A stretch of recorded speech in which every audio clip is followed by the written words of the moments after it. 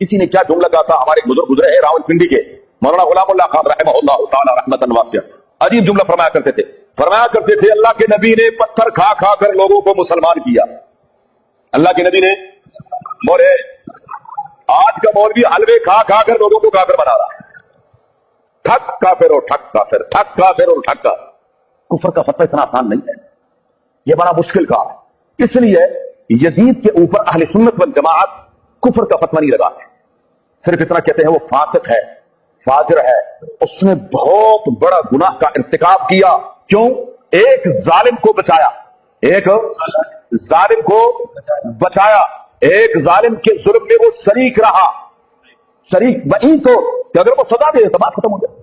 لیکن تاریخ کہتی ہے کہ ابن زیاد کو نوازا کیا، ابن زیاد کو نوازا کیا.